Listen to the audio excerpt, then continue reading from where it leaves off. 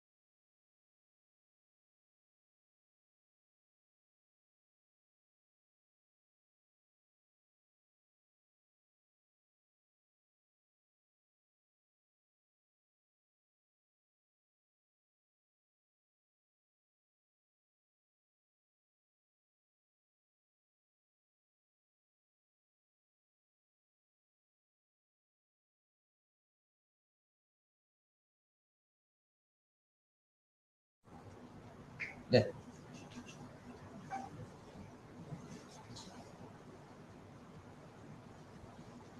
Before we begin, let's recite Ummo Kita Al-Fatiha. to bless today's event so that everything goes well. Al-Fatiha.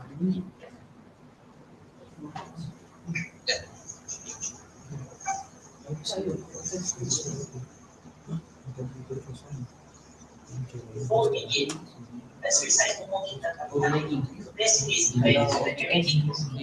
Assalamualaikum warahmatullahi wabarakatuh. To Puan Umaymah binti Muhammad Idris, patron ambassador, and fellow participants. Welcome to the first session of Unit Star Confex 8th edition. Before we begin, I'd like to talk about a little bit of depth about today's event. ULEAD is the main event for Star Confex and was established in 2017. This event was purposely created to assemble young leaders around the world as they gathered to discuss possible solutions to mitigate current issues such as climate change, pollution, health, and the list goes on. However, for this year's ULEAD, we've introduced a third participant that is known as the innovator, which encourages the usage of applications such as reality composer and allows innovators around the world to show off their innovations and shine in the spotlight. Participants have spent 2 weeks researching, discussing, and finally preparing for this awaited moment. Hence, I think it's time we begin today's competition. With that, I invite the first school, which is College Asan Saad, with the topic AI's role in protecting endangered species and ecosystems.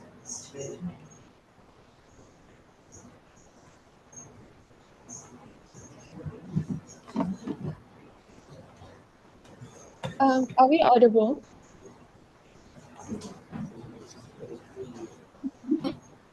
Yes, you are.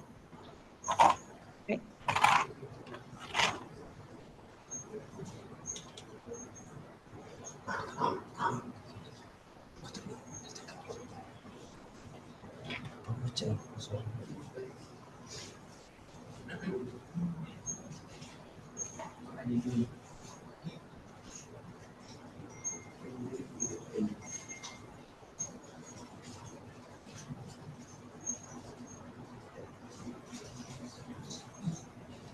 All right. We'll be starting our speech in 3, 2, 1. At this very moment, we are walking a tightrope, a delicate balance between greatness and adversity, to create or obliterate, to rebuild or devastate.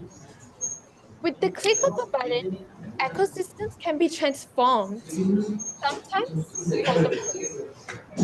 In the whirlwind of technological advancement, we often lose sight of what truly matters, our very own planet Earth. A very good day to our Honorable Judge, Madam Umay, and respected members of the floor. We are honored to stand before you, representing College Asan Malacca, competing among Malaysia's best. I, Ashlyn Kaur, and my teammates will be embarking on a journey into the world of artificial intelligence and its pivotal role in protecting endangered species and ecosystems.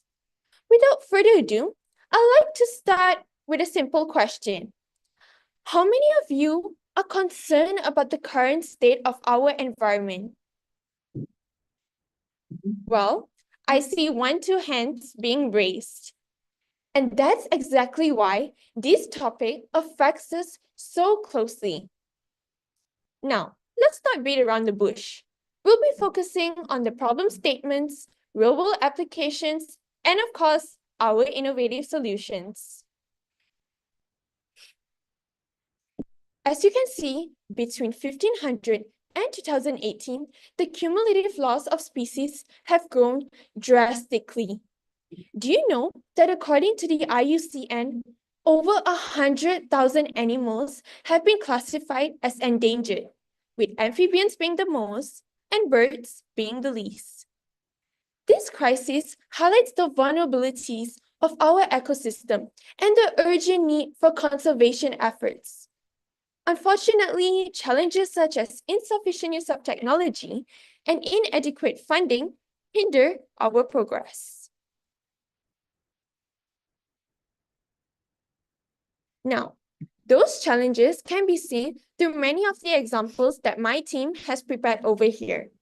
So, as we all know, drones and cameras are used for monitoring. And in Kenya, 2022, they were deployed to prevent illegal activities like poaching. Out of the blue, the drone batteries failed.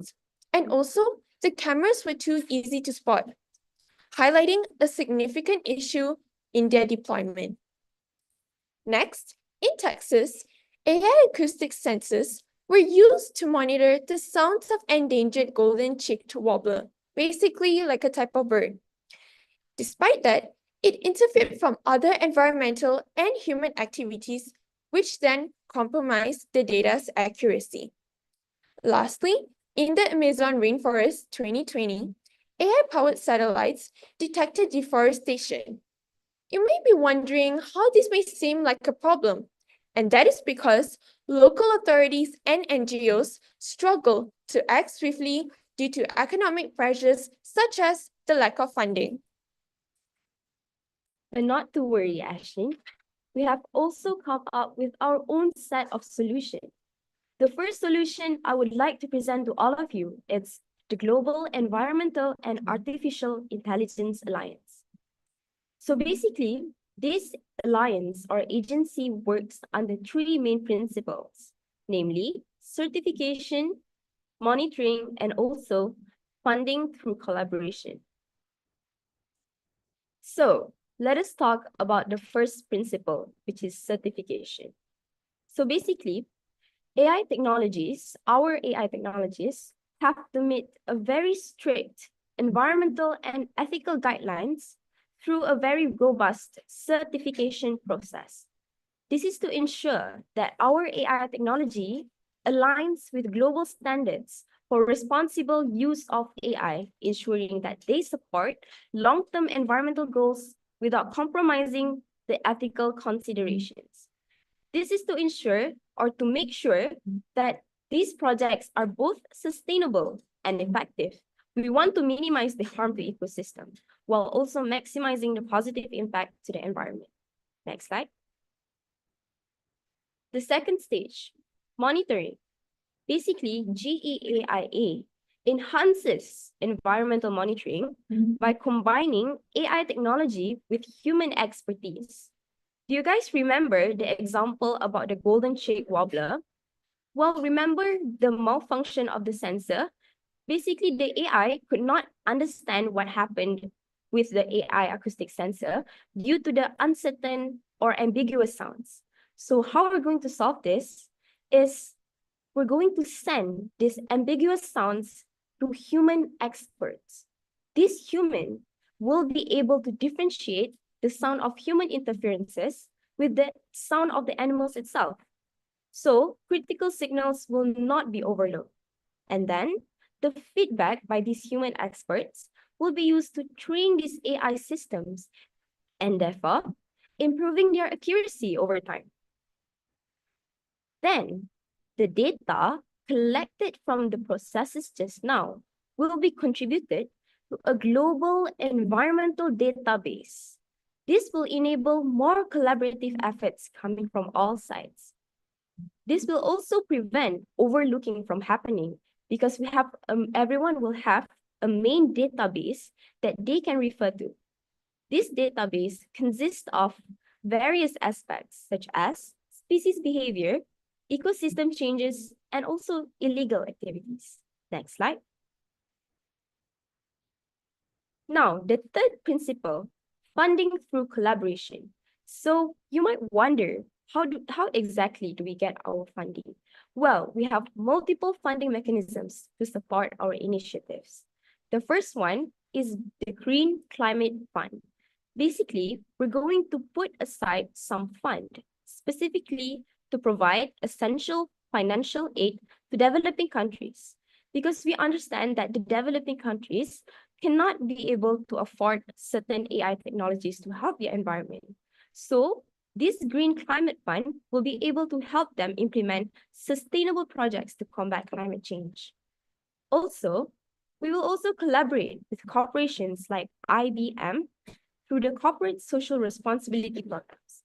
Basically, IBM is also working towards the same goals, which is AI technology through a way of sustainability.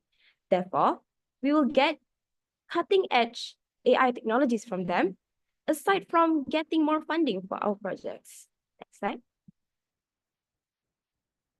We're also implementing a reward and punishment system.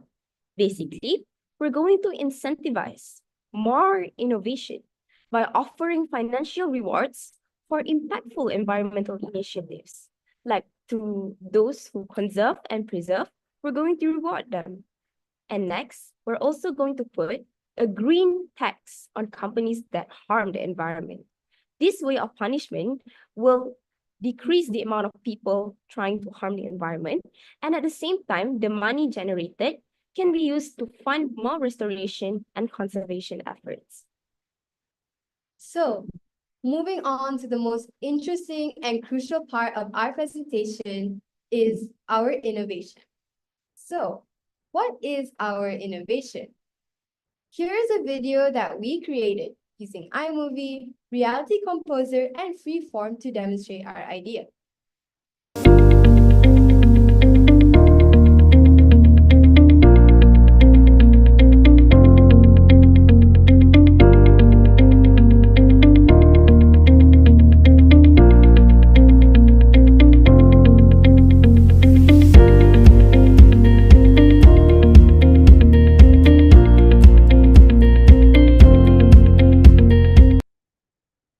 So, our innovation is called Bird-like Drone, with its main standout feature being camouflage. So, the main features for our drone are first, eyes that function as surveillance cameras. Second, flexible wings to look like a real bird so poachers can differentiate our innovation to real birds. Third, solar-powered batteries for efficiency and longer-lasting battery life during the day and night. Fourth, personalized GPS tracking for each drone to ensure no interference happens between the drone and to increase the efficiency of our innovation. So, for our ideal material, we intend to use durable honeycomb, which is basically waterproof, light, and flexible, so that during heavy rain, it can still function properly without damaging the drone and overall making sure that we don't cut any cost loss. Therefore, that is it from us. We truly hope that by the means of our innovation in terms of GEAIA and also the bird-like drone, we can help to sustain the environment and also the endangered animals. Thank you.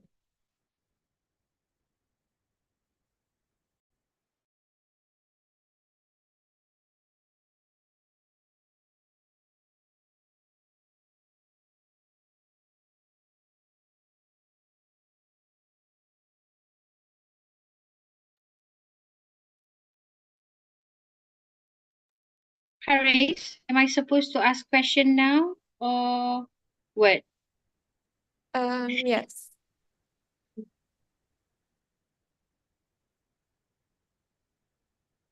Okay.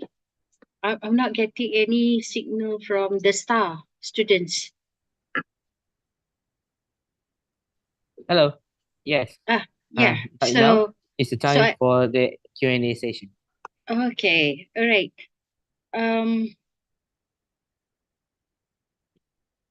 Hold on, yeah.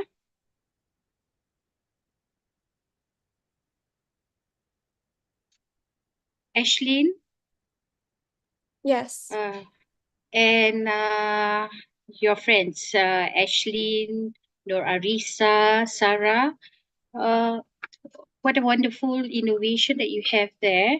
And I do believe it's just what you have now is just an idea of the innovation, but you have not actually come up with the prototype, right? No, not exactly. So our innovation basically is what we could make an existing product better and how we could solve the problem.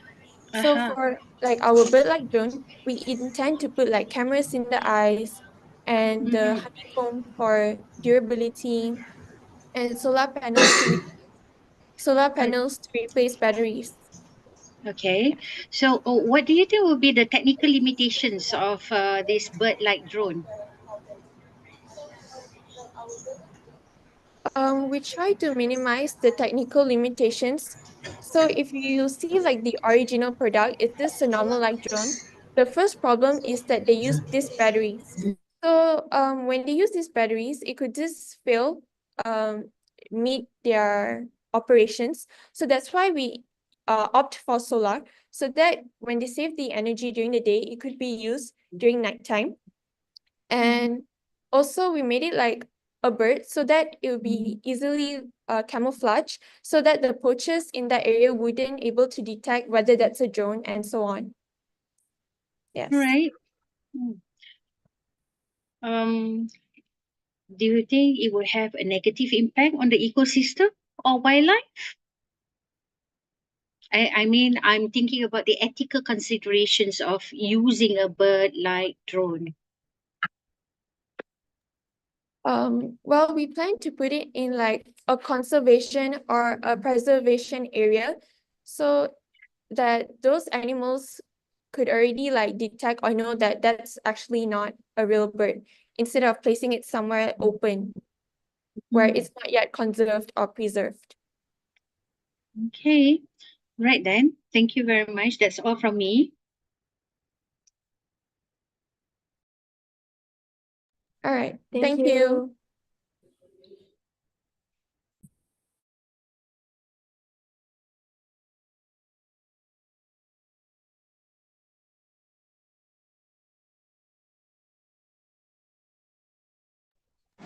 Well, The Q&A session is open for this question. yes, yes. For 5 minutes.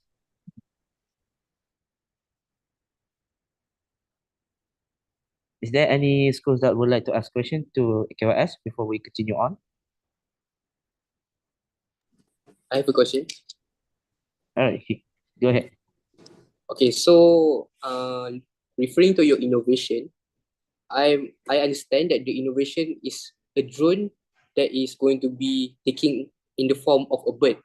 So isn't it a concern that poachers might mistake the drone for a bird and shoot down the drone?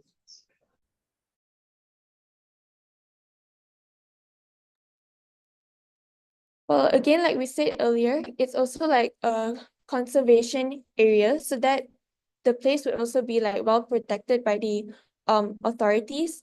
And also, if they were to shoot down the drone, in the future they'll know that, you know, it's a protected area, and they wouldn't go into those areas and do illegal activities such as poaching. Okay, thank you. Right, I have a question. So it's actually on the durability kind of thing. So you mentioned before about how you're using honeycomb or something. So what if like the birds are in this conservation area, right? So if it's we know that in our country there are like extreme weather and stuff, unpredictable weather. So how about it actually? How are your innovation are going to handle those kind of extreme weather and stuff? Is it durable enough? All right. So to answer your question, to answer your question, right? We are aware that our country has very extreme weather. That's why we're planning to use durable honeycomb to either make the drone or to just wrap the drone. But mainly it's for like heavy rain in really hot areas. But basically, no matter the temperature, this durable honeycomb is number one, durable and very flexible towards any type of climate change.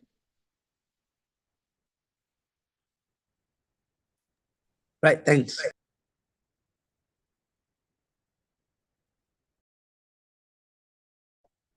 I have another question.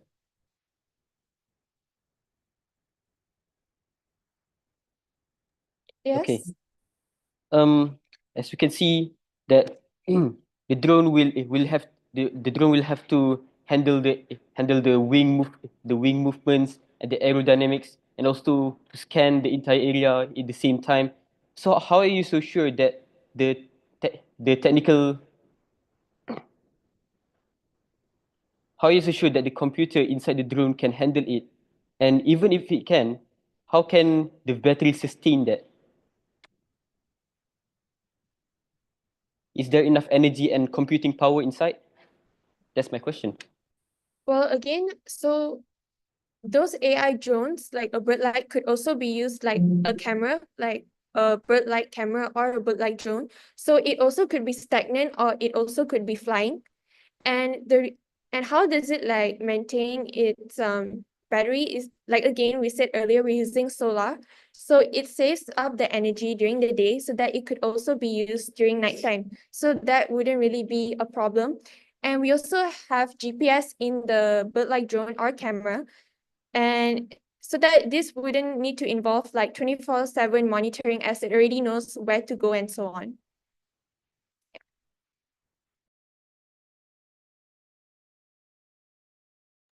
Thank you for that. All right, I think that's all for Q&A session for KYS. Now I'll pass to MC.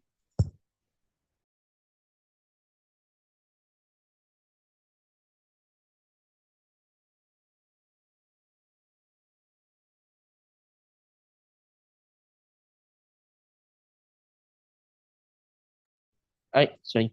No, thank you, KYS, for that beautiful presentation, and also for Maima and other schools that have asked a question to KYS about the innovations. Now, let's call. Thank you very much for College Asan Saad for the presentation and Q&A session, and to everyone who asked the questions, thanks as well. For your information, KYS presented for 11 minutes this time. Moving on, I proudly invite the second school, Sekolah Tuanku Abdul Rahman B, with their presentation for the topic AI's impact on urban mobility and infrastructure.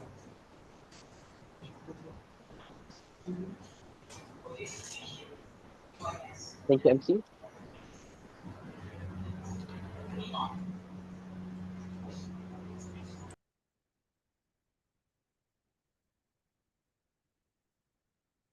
We will start now.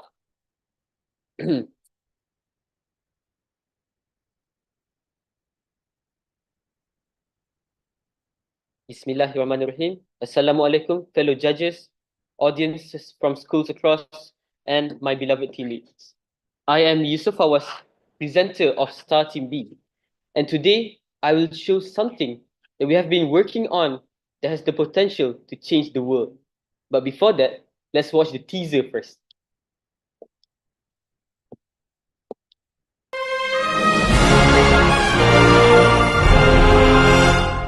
Mecca region.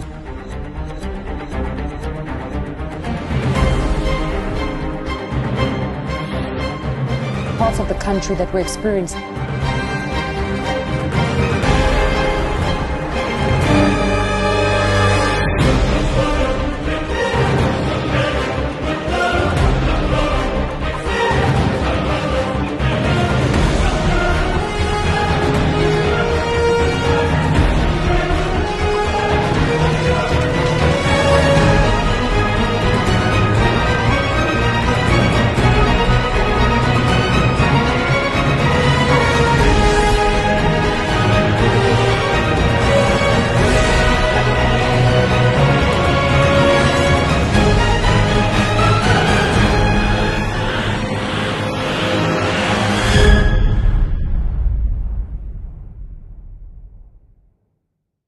For your information, that teaser was made by using iMovie Reality Composer. And now, let's move on. As the world moves forward, our need for sturdy and reliable cities grow even faster. Having to plan homes and facilities, urban planners have the heavy responsibility to sketch up and design cities safe for us to settle in. But sometimes there are just too many problems that they have to face. And so we have developed the solution for that, introducing Urbi, the program for urban design. It solves, simulates, and designs your cities at the very last detail. It is an urban planning software powered by AI. It provides the right tools and features for the best design, it runs simulations and analytics accurately. And all this is in one app, Irby. And that is our innovation for this problem. And so, as for our agenda, we will present the three main factors that Irby considers, which is the ground, the water, and the air. So, let's get on to it.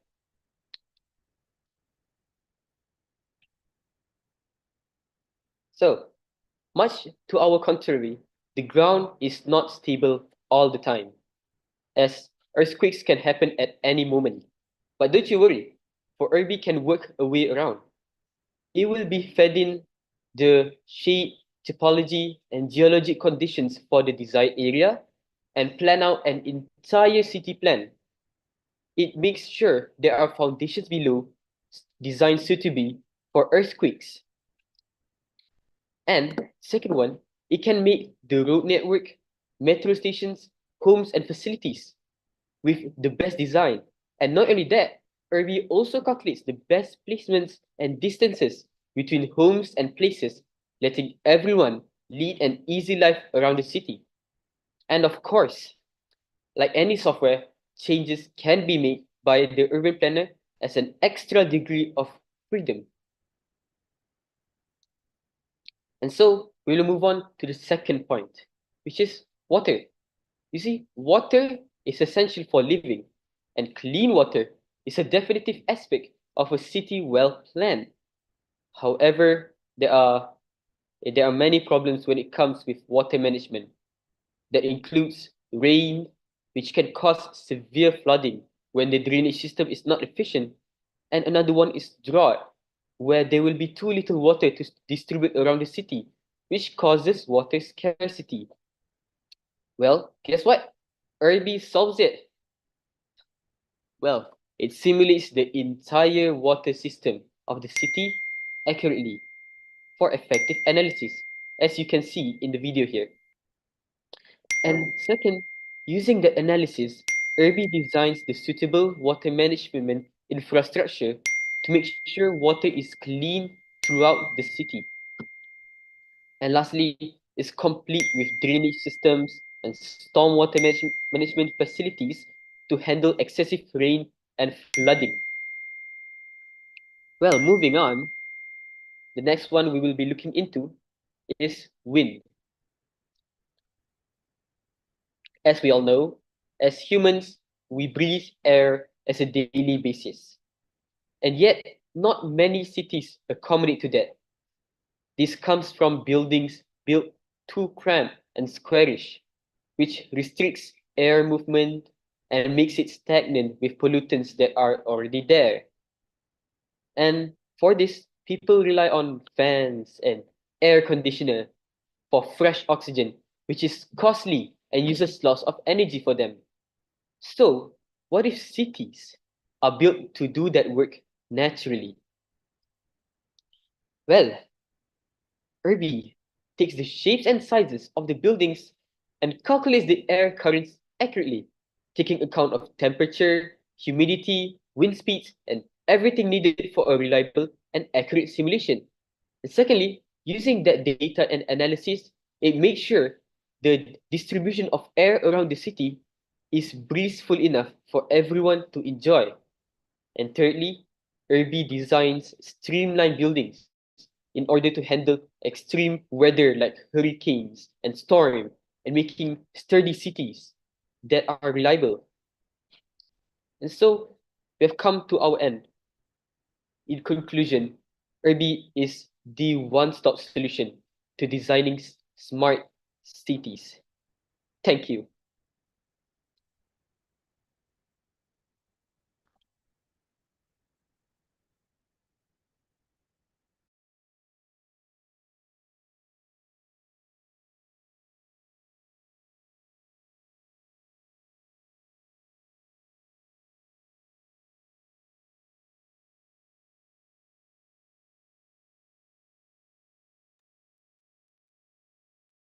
Okay, Yusuf Fawaz, hello, Yes, can you hear me? Yes, I can. Congratulations, yourself. You're talking about designing cities, right? So, Urbi is specifically used or designed for new cities. What about cities that have been developed? Will you be able to use Urbi? Well, that is part of our continuation of Irby. It can take the shapes and sizes of each building and see if the wind, ground, and water management is good enough, and tells the urban planner the next steps for that. Mhm. Because I wish you could use Urbi to, solve problems of whatever that is happening. For example, here in Ipoh, whereby Tambon is always flooded at the moment, flash floods all the time. So, uh, could you solve that with Urbi? Yes, of course, because it also designs drainage systems as I have specified, Mm-hmm. So so that the have you ever tried it? No, not yet. not yet. Yeah. Okay. Okay. I know that is the purpose of this competition is to present your innovation idea, right? It's just that Yes. I wish there is, a little bit of um whatever idea or innovation that you have actually tried a bit on whatever issues that you have around your area. But it's okay, not a problem. Of course. I mean, I'll be able to see it in 10 years' time. That Irby will be able to work wonderfully, right? Maybe so. Yeah. Thank you, Yusuf. Okay, you're welcome. Any more Right. questions? So I have a question. Mhm. So can Irby identify the risk of sinkhole in that particular area? Yes, exactly. Can you explain it a little bit more? Well, as I have said, Irby will be fed in the geologic conditions of the desired area, and it will detect dangers such as sinkholes and earthquakes. However, that technology works.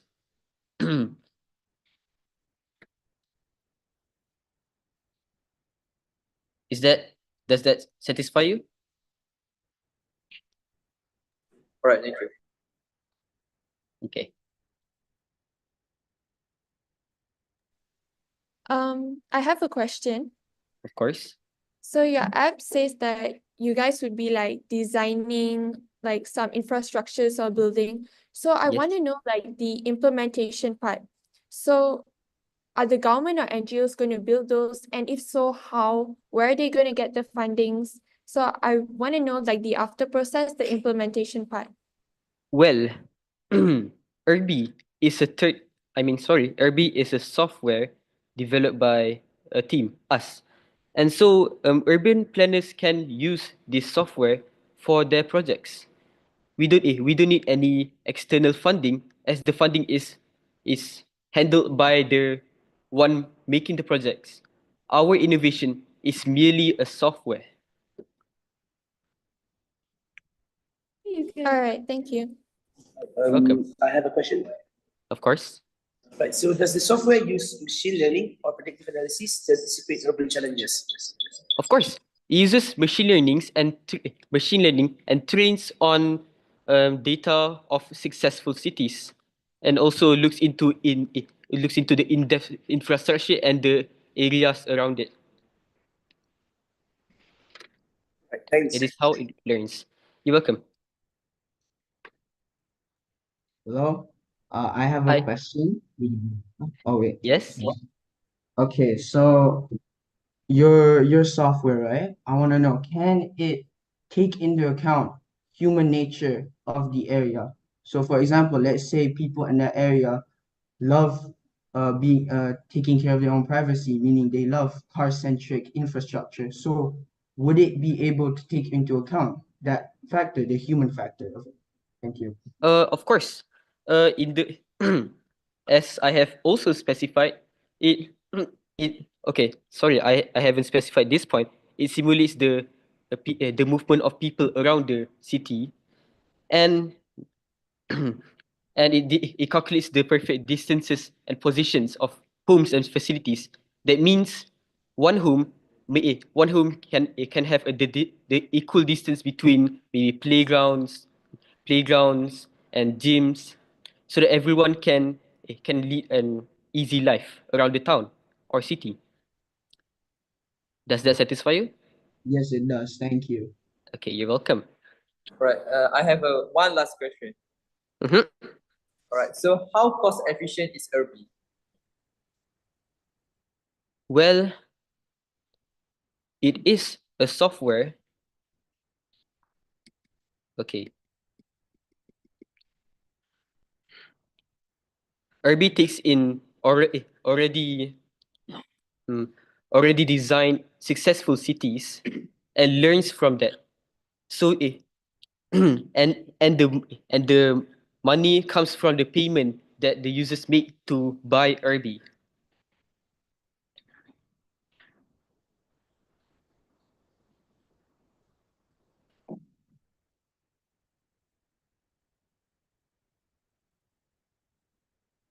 Is that a satisfactory answer? Yes, thank you. Okay. Any more?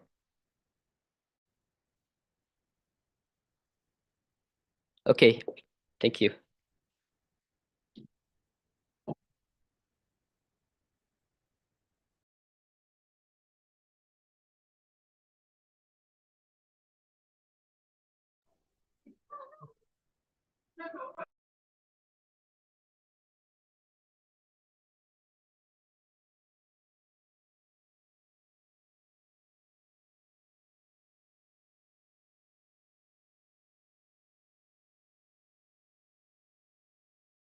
What to Abdul Rahman B for that wonderful presentation. For your information, that presentation lasted for 7 minutes and 25 seconds. Now, I proudly invite the third school, which is Sekolah Menengah Sains Sultan Mahmud.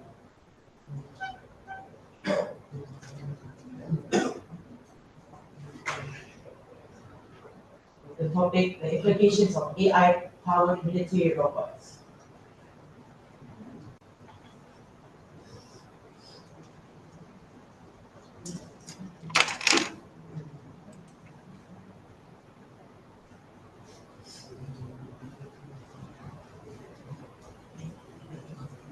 Right, that's my 1, 2, 3. Can you hear me? Yes, we are. Thank you. All right. Technical system ready. All set. All set. Okay. Share the screen.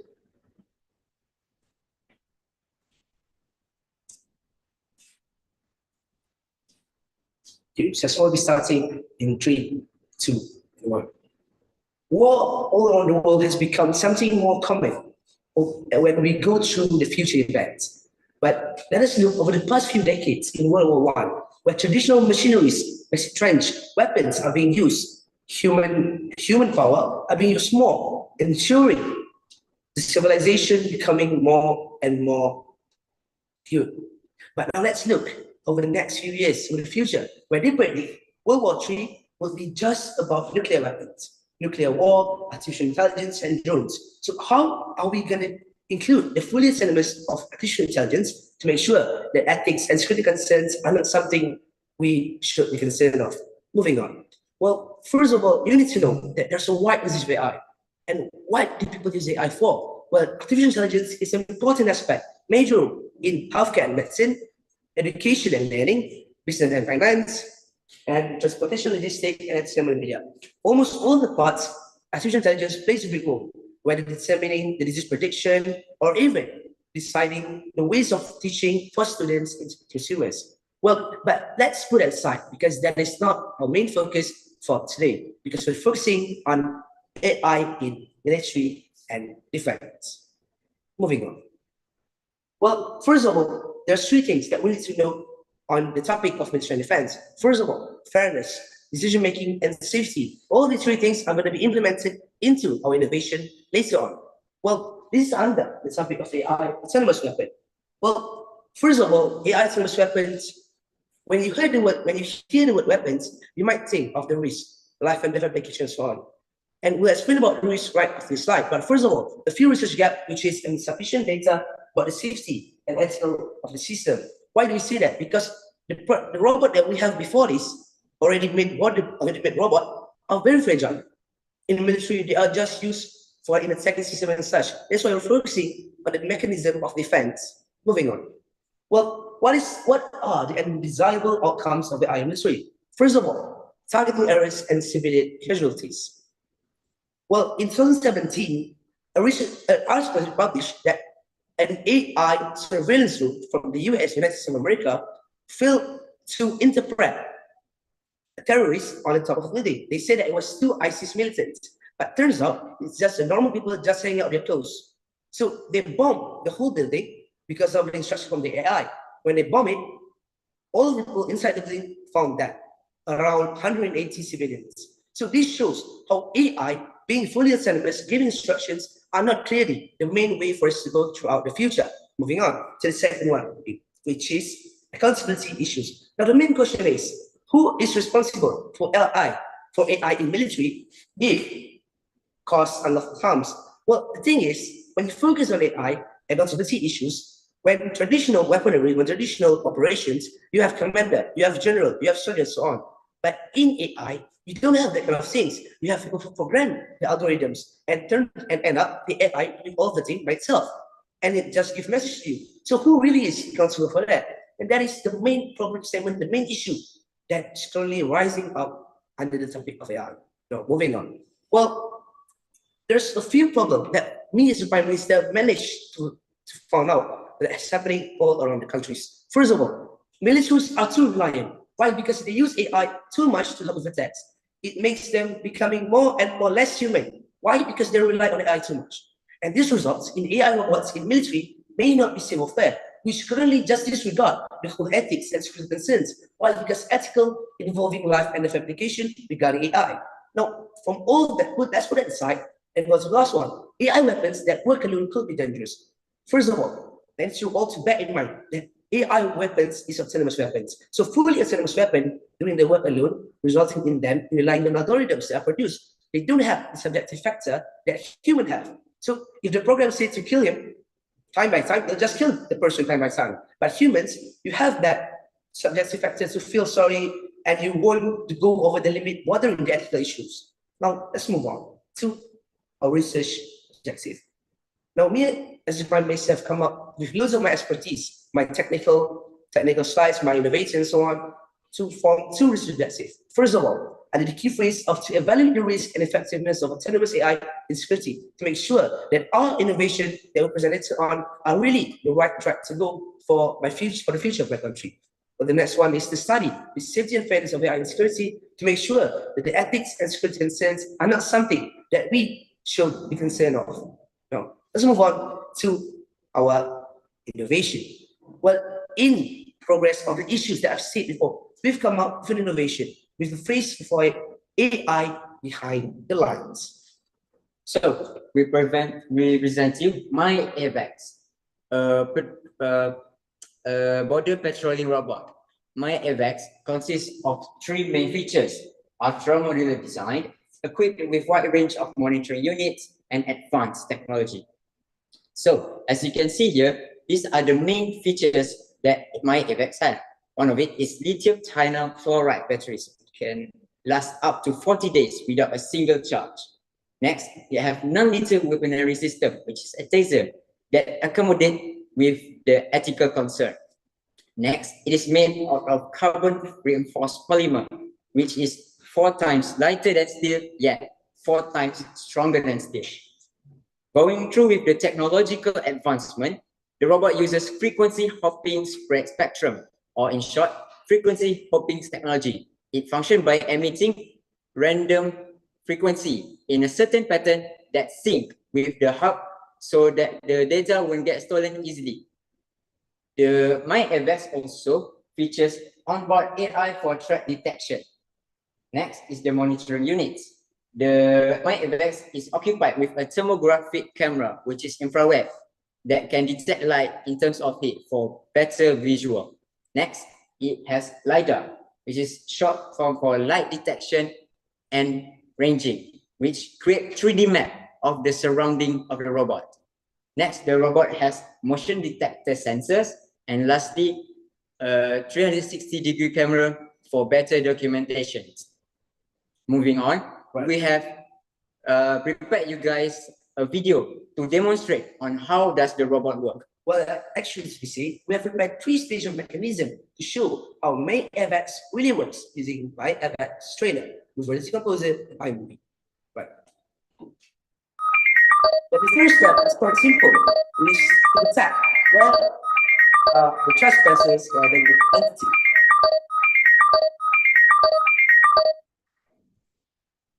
So you can see the robot is detecting where. Now the second step, which is sound deterrence to scare off the trespasser.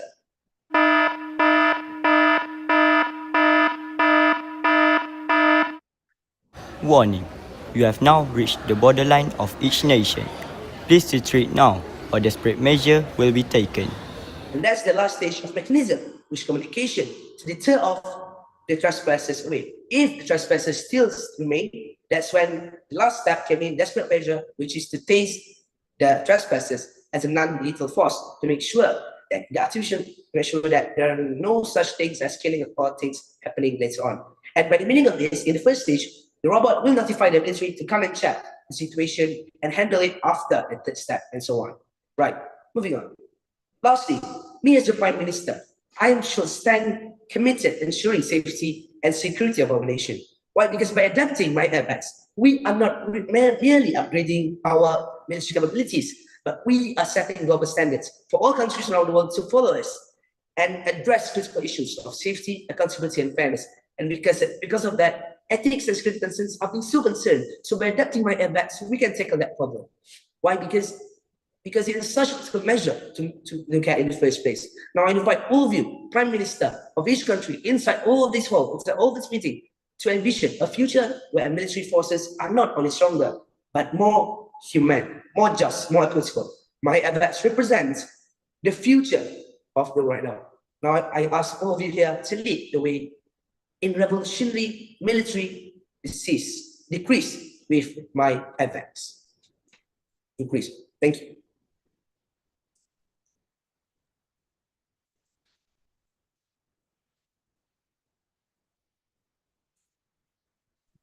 Right. Thank you, Nazran. Wow, that's the first thing that I would like to say. Wow. Uh, what's what's the total cost of the product? What's the total? Approximately around 2,000. 2,000. All right. Okay. Second question. 2 days ago, something happened at the Trump Hotel in US. Yeah. Do you know? Yeah. Somebody used ChatGPT, right? What? Can you repeat, please? Can you repeat the question, please? Somebody, all right, a soldier exploded a Tesla, yes, Cybertruck outside the Trump Hotel in Las Vegas. Yep. So will your innovation be able to handle this problem? Our robot can handle this problem because the robot has dual power unit system. When one is having trouble, the other one will activate it, and the one that is having trouble will be disconnected automatically. Okay. So the soldier used ChatGPT, only ChatGPT, no robots, nothing. Okay. So can we just use ChatGPT then? No, frequency. I think my innovator will explain about it because we use frequency shopping And for me, I don't know much about it, and I'll give it to my innovator. Okay. So our robot, MyFX. So you are saying that this robot has the risk of getting hacked, right? Yeah. Okay. So to explain this, MyFX uses frequency hopping technology. Like I said earlier, it functions by emitting different frequency, but in a certain pattern that only the military hub knows. So let's say the hacker can hack our robot, but because of the robot frequently changing the frequency, let's say the hacker can only last for 4 seconds connect with the robot. And if the worst case scenario, if the hacker managed to overcome the robot, we have also implemented a self-disabling system. So the robot will just stay into standby mode or just shut down in the middle of nowhere. And the military will come because the military will be notified first because it's semi-autonomous. So we'll come and check the problem. Yeah. All right. Thank you very much. Is there any other question from other schools? I do. Right. Okay, so you talked about World War, right? World War III happening. So in a case that World War III actually happened, right, people would lose their morals. So what is your insurance that these people would not steal your technology to weaponize them even more for bad military purposes? Well, first of all, that's where we focus on the security system when my friend said about frequency hopping. But actually, we want people to use this technology because we want to set global standards. So as of if they're trying to improve this technology furthermore, they can't because of the frequency hopping system. So we're blocking them truly to make sure that people are using the same thing overall to focus on the ethics because first of all, we want to go away from the ethics which is life and death situation application. So that's why we just go towards the non-lethal force, which is the taser. So for you to ask the question about improving such might be quite relevant. I hope that answers your question. Okay, thank you.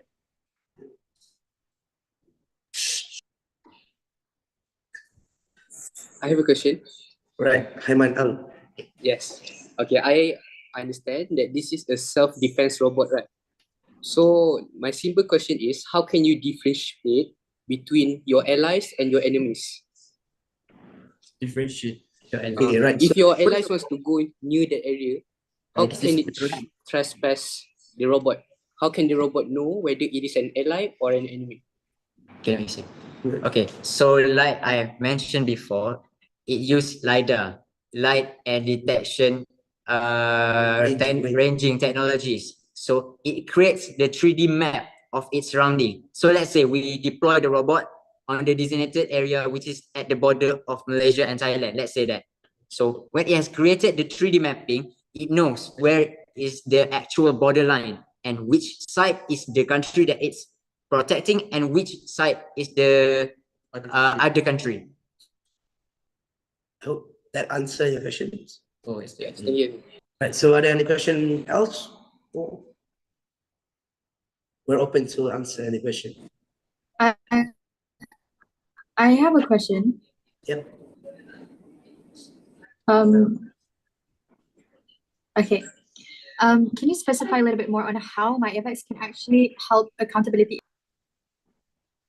Can you what's the question? Can you repeat the question, please? Oh, my head is going up. Can you explain the accountability issue, how MyFX can solve the accountability issue that you have highlighted in your slides? Right. First of all, there's no big risk of any accountability issues for MyFX because, as I mentioned before, MyFX is semi-autonomous. So it will notify the military hub to do all the things. So in this case, it don't really have like a specific general orders to give commands, but the person in charge of handling the detection part of it. So when the person in charge of detection, he will notify the soldiers to go check what is happening at MyFX at the place of that. So the problem with accountability issues is with when malfunctions happening. So nobody's want to say that they've done it and such. So when we focus on MyFX, we put like a detector or something to focus on detection, then he will be the one to fully address the issue. So then he'll just pass out to his people. Right. Hope that answers your question. Yes. Thank you. think that's all, or if there's more, feel free to ask.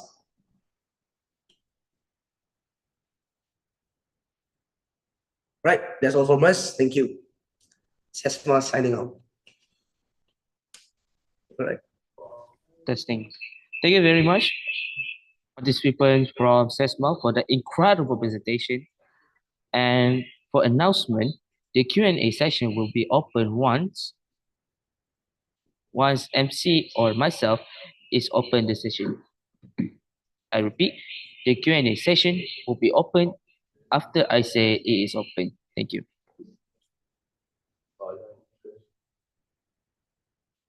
All right. Without further ado,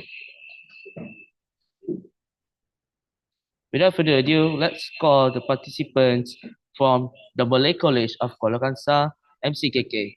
Here.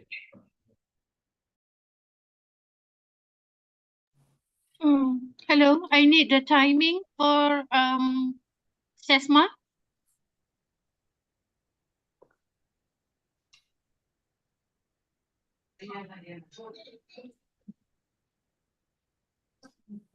So for timing for Sesma is 9 minutes and 25 seconds. Okay, thank you.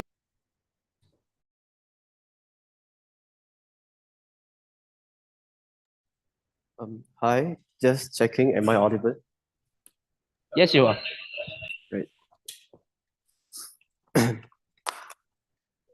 I'll begin in 3, 2, 1. Assalamu alaikum warahmatullahi wabarakatuh, and very good morning I bid to honorable judges, everyone presented in the Zoom meeting today. My name is Mckk. My teammates are Ame Faris and Muhammad Afan. We'll be representing Mckk for this U-Lead Star Confex. Today, we're going to present to you how AI and robots are transforming the education system worldwide. Before we go further, let's look at what AI and robots are in the first place. AI, or artificial intelligence, are the creations of humans that can interpret and analyze data and create its own understanding to solve problems. Robots are machines. Simple. So, the main question of today, how does AI and robots transform the education system worldwide? The biggest problem before AI and robots are integrated into the education system is time consumption. In situations where students have very limited access to information and forced to resort to extremely long, boring, and inefficient methods for research, AI solves that in a minute. Students are able to just type a prompt of what they want and a complete analysis of their request is generated. This gives significant impacts to two stakeholders. First, on the students themselves. It solves time-consuming issues, avoid pressure and stress, maintain mental health, and contribute to their studies or academic performance. For the teachers, it helps them avoid disappointment when students don't hand in their assignments, and they can stop saying that students fail their classes. Sure, we acknowledge the fact that there are students who abuse the power of AI, but we think that is nothing to be worried about and none of our concern. Why? Because whatever the students do with the AI will be entirely up to them, right? And whatever consequences they will face is their responsibility to take. Another aspect of a time-consuming issue is when teachers or lecturers took a portion of their time to take attendance of their students before starting their classes. This seems small, but it's an extremely annoying issue when you have to do it every single day, especially to those with large number of students. The assistance of AI and robots solves this problem. Humans have created a camera that uses face recognition to identify and record the attendance of students. One sweep from the camera around the room generates a record of who isn't there. It's simple yet extraordinary. Why? Because it saves valuable time for the teachers to deliver their classes. And we tell you this, it's not just fantasy. This product already exists and is being used right now around the world. One of the places I know is in UKM, Malaysia, because My father happens to be a lecturer of engineering there, and he confirmed that it's real. The impact here is simple. It saves time. Teachers would feel more confident and motivated to teach their students. In conclusion, time consumption is a really big issue in the education system. The integration of AI and robots into the education system helps significantly. I personally think people should start embracing this new reality instead of opposing it for silly reasons. Thanks for listening. Now I pass the mic to Ami Faris to introduce you to our product. Assalamualaikum warahmatullahi wabarakatuh, and a very good morning to the honorable judges, timekeepers, fellow comrades, and everybody present here in the Star Confex edition 2024. Now, a few segments that I would like to talk about today. Firstly, I'll be stating out the problem statements. Secondly, I will give out the solutions or the innovations idea to help tackle this issue. Thirdly, I will be giving out the functions of the product. Fourthly, I will be listing out the components and each individual components, and I'll be listing out what are their functions and main use. And lastly, I will be telling you why this product is there any difference with online AI. Now, first off, the segment, which is the problem. Now, why this issue arises is because that students lack confidence and communication skills. Now, to show you the weight of this problem is that confidence is important outside of the world because outside the world, we have interviews for like jobs, for scholarships, which are very important at some point in the student's life because it may be a turning point for them. Secondly, is for oral tests and interviews. And lastly, is the main factors that influence the outcome. Now, the solution to our problem is called voice flow. Hold on.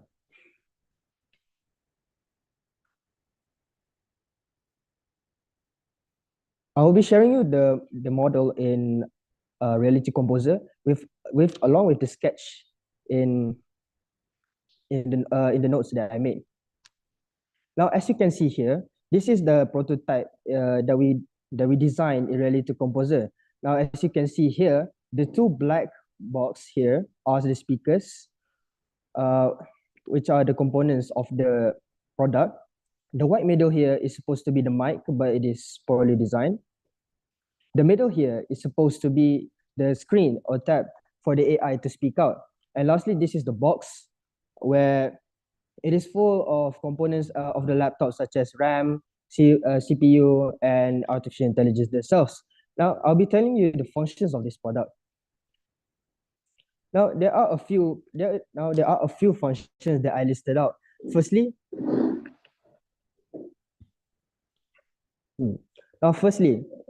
it is for this product is used for more interviews for Form 5s because it's for preparation for scholarships.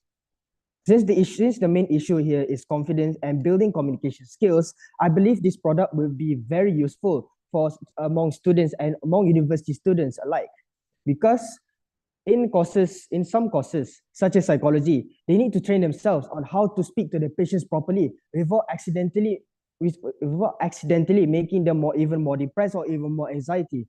Therefore, this AI will be like a talking buddy to you and an interviewer to you for those students in Form 5s because they can imitate like the real interviewers. For example, artificial intelligence is trained using algorithm.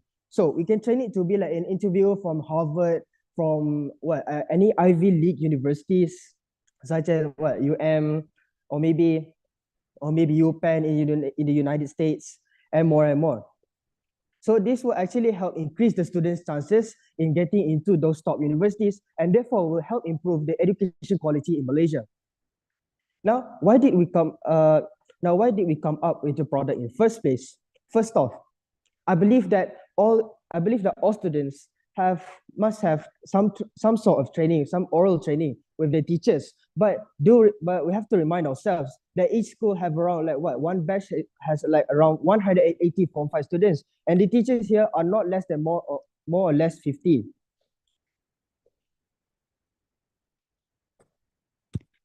Yeah. More or less 50. So the teachers cannot focus on all students. And to come to think of it, the SPM takers in Malaysia in 2023 alone was nearly 500,000. And the teachers here are like 40,000. So I believe that teachers cannot focus entirely on the students, and the students have to train themselves. One best way to train themselves is using this product because it helps build communication skills, etc.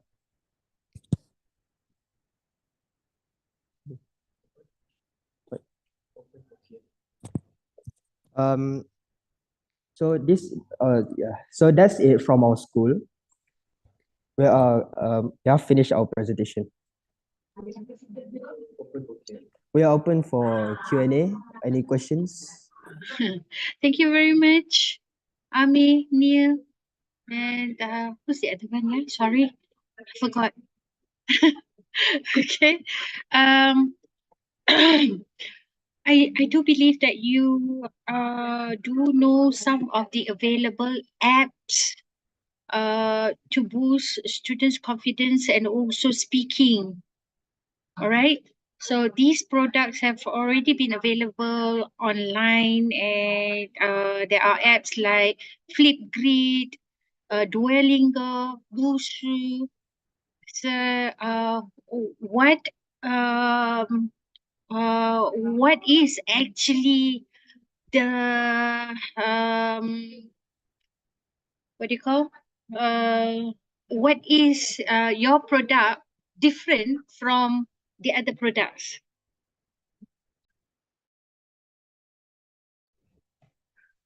Okay, hello again. Assalamualaikum.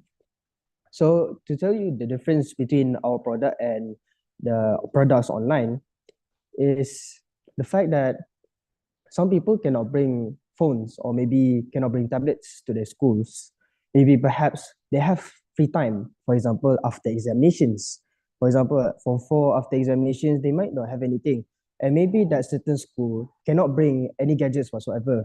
So I believe this product can be brought to the school because it is used mainly for training your speech and not for other else. Because let's say that gadget is allowed to bring to school, students may use it for other purposes such as playing games, etc. And yes, there might be AI online, but I believe they are mainly text to speech, which is kind of boring actually. And this product, when you speak it directly, the AI will directly respond to you like a human being to stimulate interviews in real time, or to stimulate job interviews, or maybe psychology students to their patients. Does that answer your question? Yeah. So you say that when you say that it could stimulate different situations, that means you need to have a lot of data to be put into that box of yours or that gadget of yours. So how are you going to do that?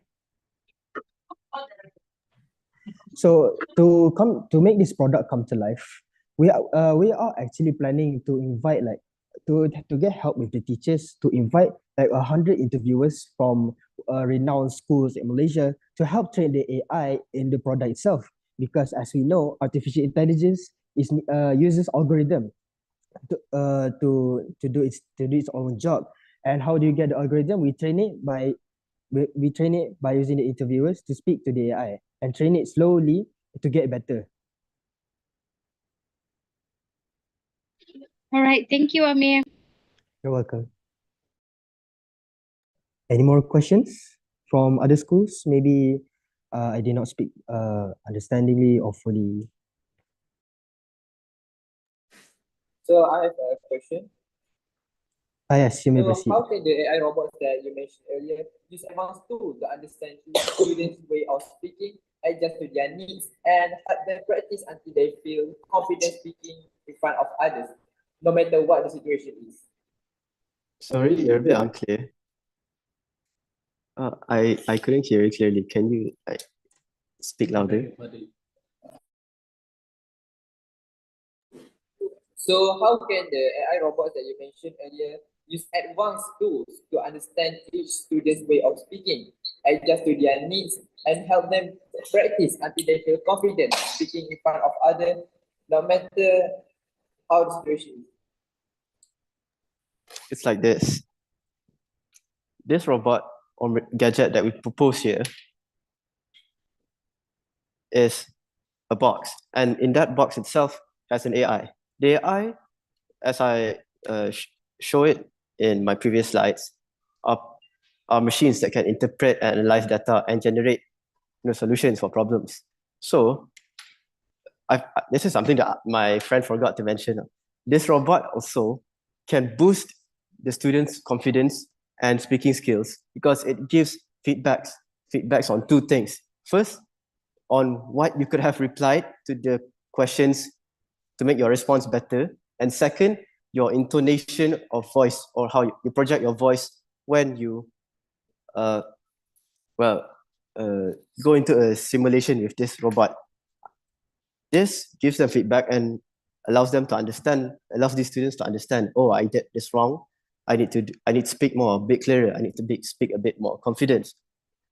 Or I could have replied it from another angle, from another aspect, and so on. I think these two benefits from this robot is extremely beneficial to the students and help boost or improve their communication skills. I hope that answered your question.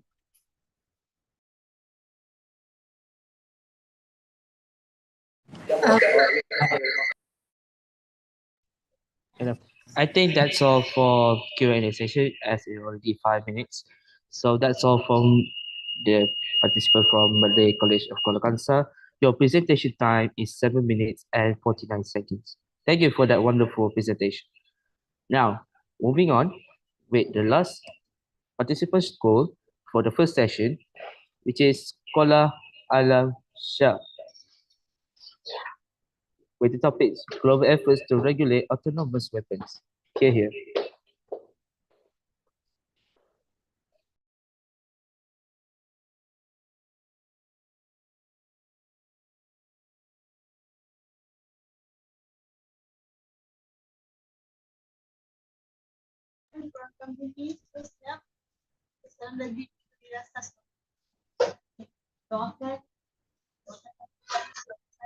Yes, we can hear you.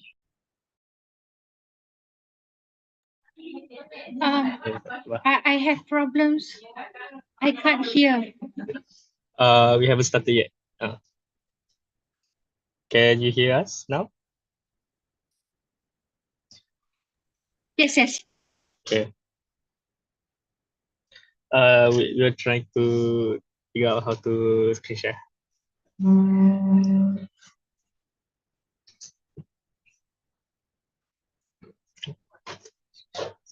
Okay.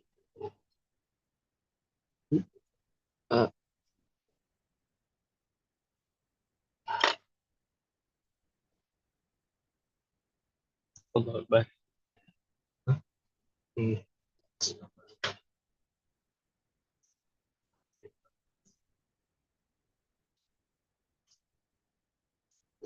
okay, can you see our screen? Okay.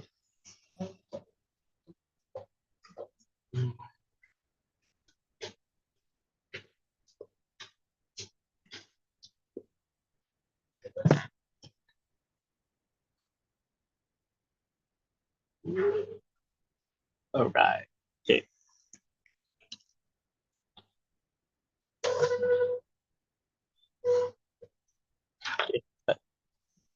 Okay. Bismillahirrahmanirrahim. Assalamualaikum warahmatullahi wabarakatuh. So today we're going to talk about AI in autonomous weapons, its ethical and security concerns. We're going to be talking about three things. First, we're going to be talking about its implications of AI in autonomous weapon. Number two, we're going to talk about the global efforts regarding using AI and regulating it. And thirdly, we're going to be discussing the risks associated with AI in arms race. Okay, first, we're from Trust, and my partners are Muzaffar, Zaid, and Nakib. I'm Nakib. Muzaffar as the leading innovator, Zaid as the lead presenter, present slide maker, and also me as the lead presenter. Okay, so first of all, autonomous weapon. Before we go straight into it, first we must understand what are autonomous weapons. Autonomous weapons can be defined with no agreed upon definition can be defined as weapons that operate independently of human intervention using algorithms and sensors to replace traditional human engagement. For example, UAV or unmanned aerial vehicle.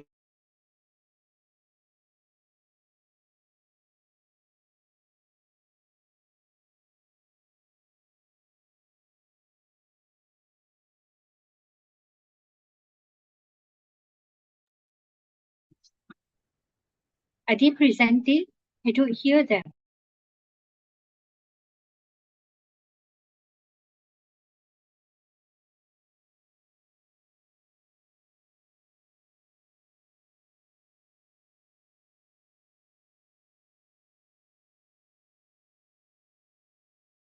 Is there any problem from SAS?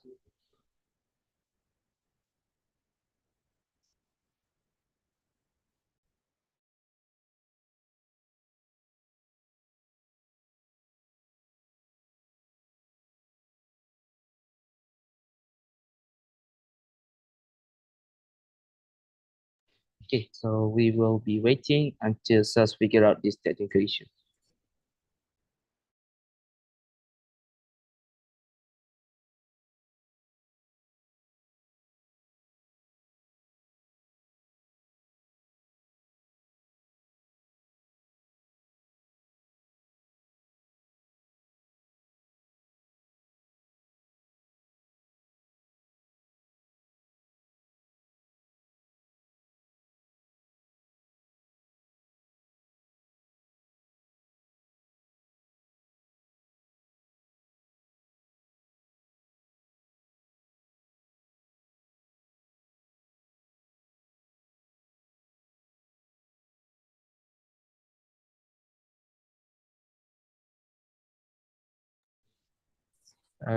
Participant from SAS, in case you hear me, please check your device. Thank you.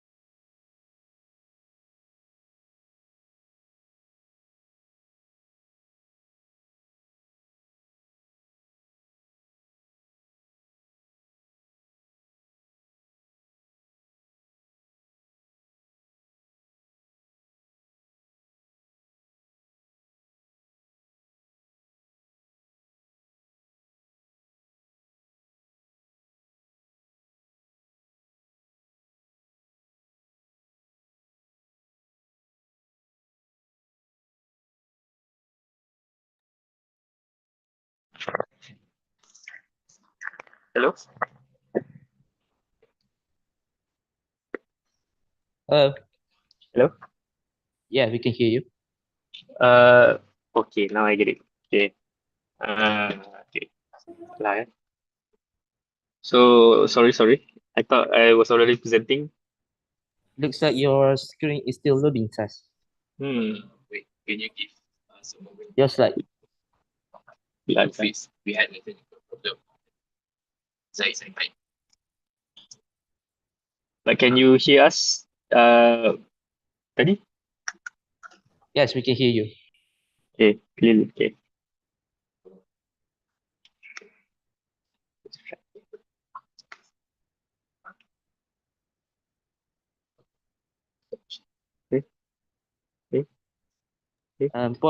Point Umaima, can you hear them? Crash. No, Now I don't hear a single thing.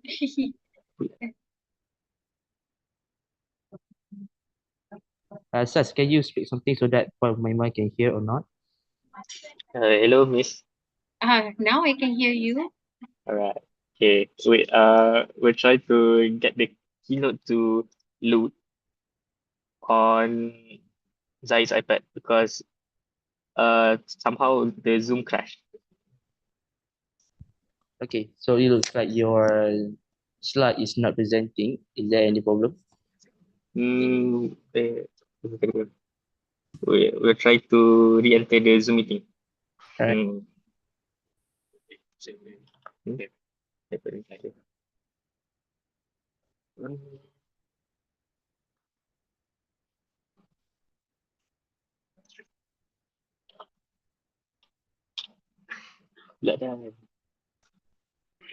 Okay.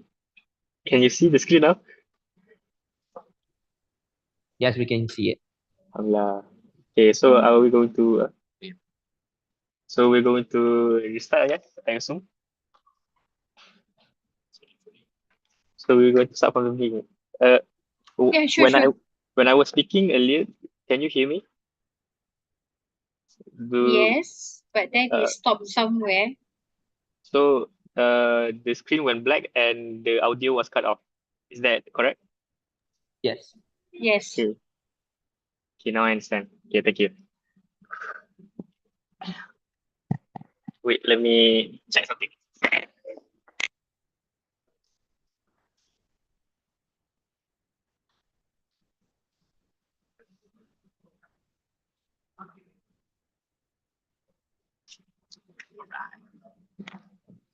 Okay. Okay, see? Okay. All right. Now, first of all, I'm sorry for the technical problems earlier. So we're going to continue and restart our presentation again. Okay, so before that, Assalamualaikum warahmatullahi wabarakatuh. My name is Nakib Akil bin Kamarul Zaha. With me is Muzaffar and Zaid as my teammate. And we are representing SAS in this ULIT conference. Okay, so our topic for today is AI in autonomous weapons, its ethical and security concerns. We're going to be talking about three things. Number one, we're going to be talking about its implications. Number two, we're going to be talking about the global efforts regarding the regulation of AI. And number three, we're going to be talking about the risk of AI arms race to the whole community of the world. Okay, so first, before we go straight on to the topic, first we must understand what is autonomous weapon and the difference between AI autonomous weapons. By definition, autonomous weapon does not have a clear regarded definition that is agreed upon by every party. But in general, it is a weapon that operates independently of human intervention, using algorithms and sensors to replace traditional human engagement. For example, UAV, unmanned aerial vehicle. Number two, drones. Number three, even robots such as safety robots and even health robots. For example, those that caters to environmental safety and emergency situation that requires robot to help to replace human intervention. Okay, autonomous weapon can be defined as four distinct characteristics. Number one, it does not have any human intervention or little human intervention. For example, like I said, unmanned aerial vehicle, where it can scour the warfield to gather information to create strategies that are beneficial to the site. Number two, it is able to detect targets using their sensors, for example, infrared sensors, whether it be infrared, motion, and etc.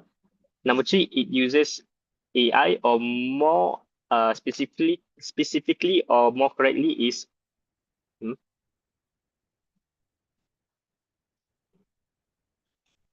okay. Okay.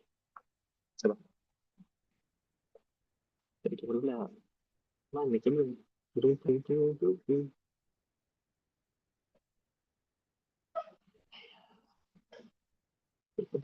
Okay.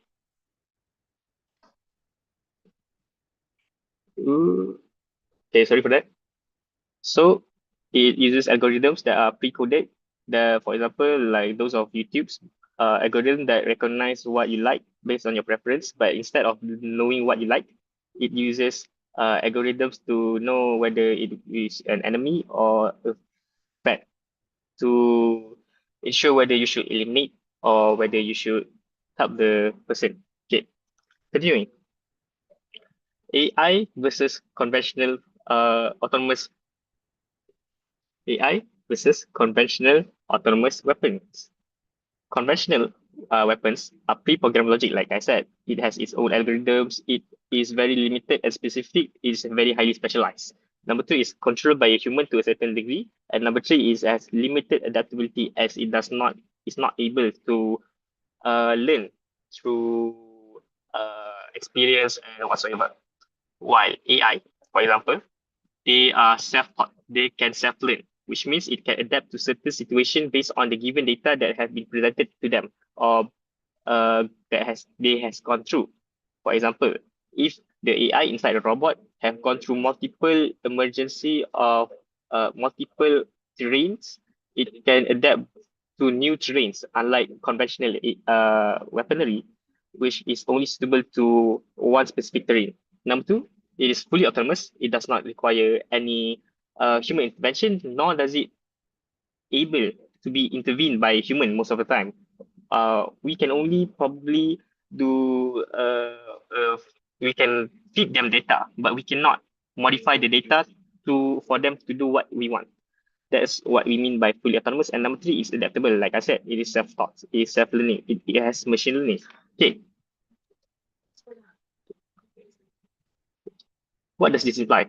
Number one, it will replace human soldiers on the battlefield, which will reduce the military deaths, and it has a more efficient reconnaissance as robots tend to be more sturdier than humans, which is made by flesh and bones, and we are more usually conventionally humans are bigger than robots that are used in warfare. For example, those are drones which can go through small cracks, which can go through high places using their aerial abilities. And lastly, in using AI in military, not as just a robot, a mechatronic that goes on the battlefield to replace human beings, but also as a strategist. For example, they can gather the data and calculate the best possible strategy for to be implemented in a certain terrain or certain situation.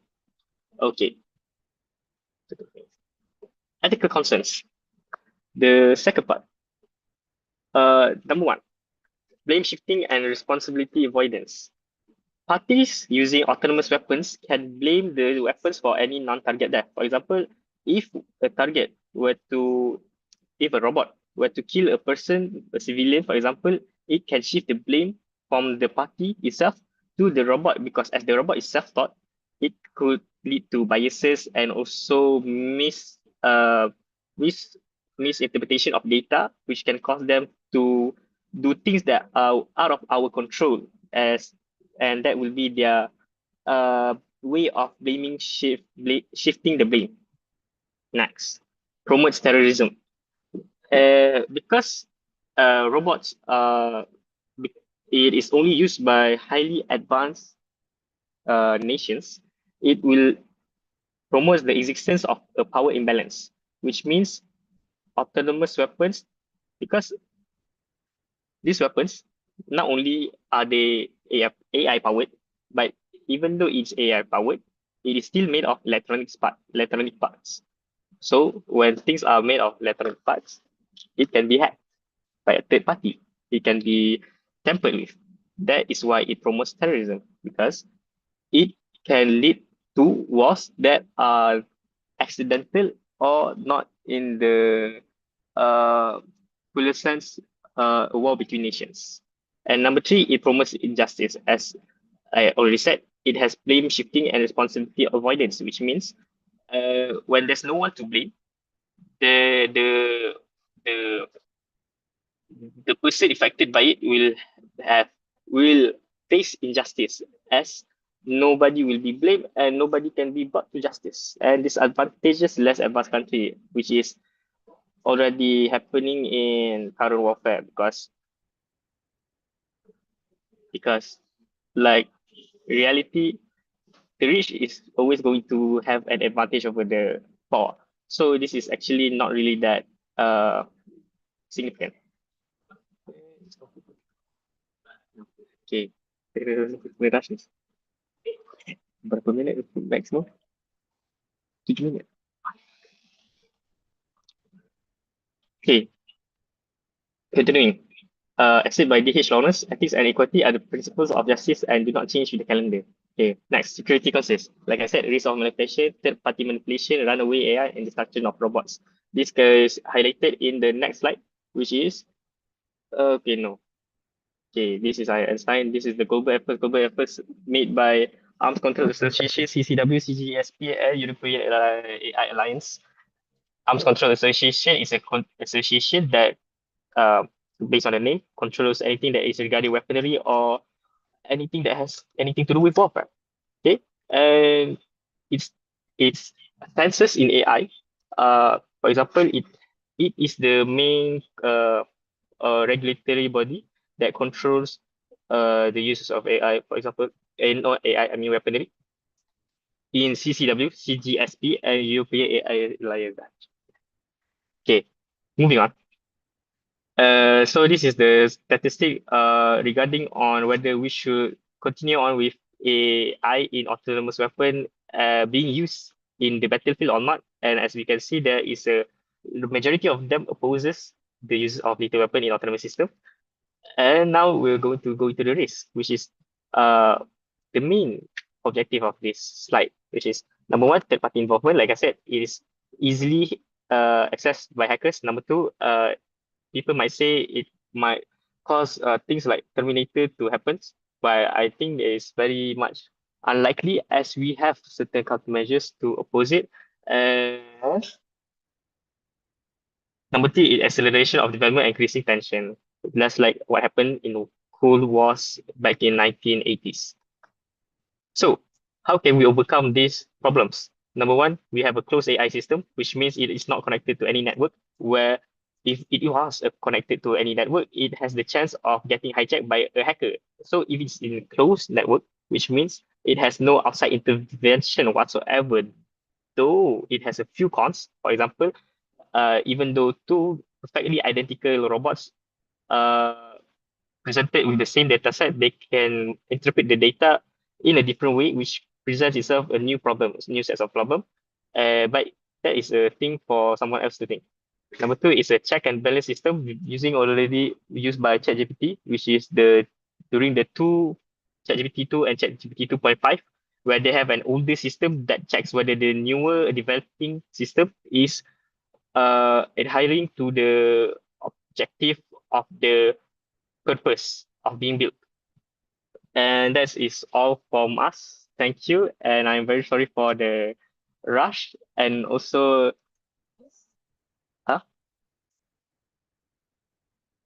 okay, for the rush presentation and also very haggard. Thank you. Any questions whatsoever? So thank you, Sas, for your presentation. So we will go for Q&A session. So is there any schools that would like to ask a question? Feel free to ask. Yeah, I'm letting the schools ask first.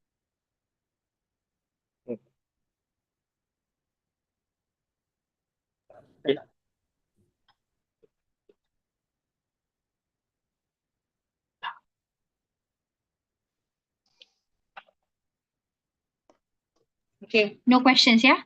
No questions from schools? All right. So can you Okay, then can I Hello? ask? Sas, are you there? Yes, we are here. Wait, I can't hear you. You cannot hear us?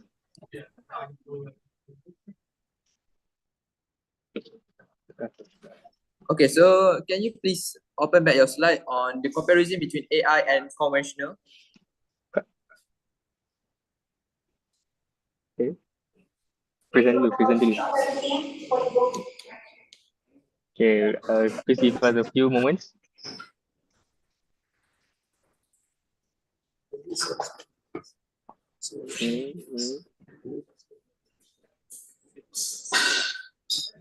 All right. Okay.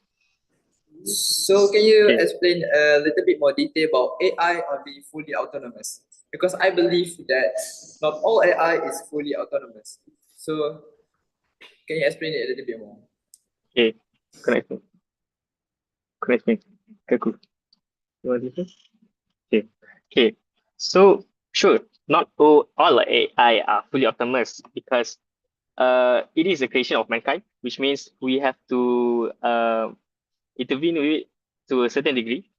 But when comparing to a conventional algorithmic based machine, AI has the ability to adapt in ways that we current technology does not have. For example, like I already said, AI might in the use of the aeronautical space engineering, we have AI that develop thrusters that are more efficient in ways that human can never create because it requires a lot of vectors to think of, the shapes, the volumes, the things that we need to tweak that in reality human beings cannot comprehend as a whole. So by fully autonomous, we mean that it has the capability to adapt situations that are out of our pre-programmed learning data set. That's it. I have a question. Can I ask? Okay, sure. Right. So under the presentation about ethical concerns, when you say about promote terrorism, first of all, when the country have ethics, they won't attack each other in that case. So can you speak further about how you are saying that it promotes terrorism? Because they won't terrorize, they will just rebel to the country that lead in the arm race. Okay, thank you for the questions. And what we meant by promoting terrorism is, if we look at terrorists in a whole, most terrorists are not tied to a nation. For example, the most famous example would be ISIS. And ISIS is not really a nation's terrorist, which means it's a third party. It's a NGO, non-government organization. So it's not even an organization actually.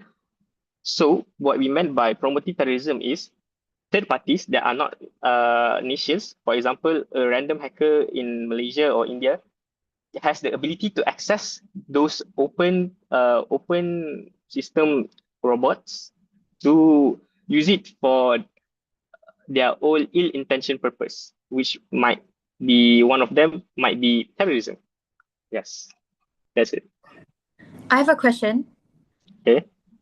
Just a little clarification. What exactly is your innovation towards the problems that you have highlighted? For example, promoting terrorism and so on and so forth. And how does it help mitigate that problem or solve that problem specific? Okay. Thank you, Iman. I wanted to ask that question. All right. Okay. So for the innovations regarding the problems that we are having, for example, terrorists and so on. Number one, like I already said, if a terrorist organization were to hack these automated robots, they require access to it. For example, the easiest way is for using Wi-Fi to any wireless network.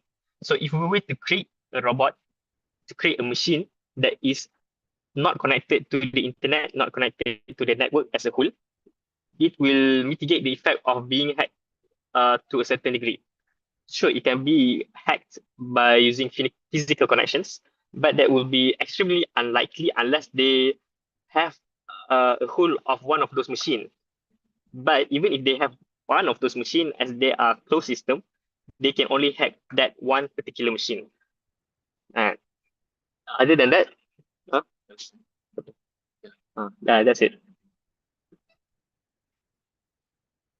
So our innovation will be implementing closed system in robots. Number two would be, I think that's it. That's it. That's it. All right. Any more questions? Thank you for participants from Sekolah Alam Sha for your great presentation. Your present time is 11 minutes and 80 seconds. And with the end presentation from SAS, with that, we have reached the end of the first session. And we will continue the second session at 2:30 p.m. Huge gratitude to Puan Umaima bin Muhammad Idris, Wakil Ambassador,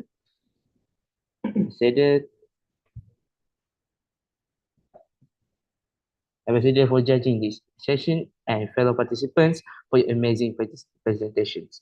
Everyone may leave the Zoom meeting now, and we will see you on 2:30 p.m.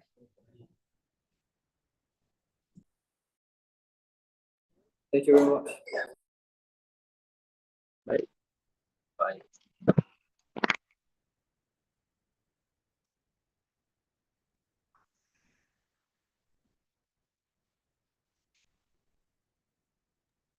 Okay, thank you, children. I will leave now. Assalamualaikum. Thank you, madam. Thank you. Thank you, madam. Sorry for the class. Very good. Yeah, problem.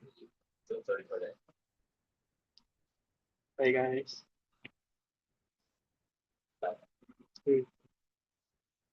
Bukan aku tak pergi.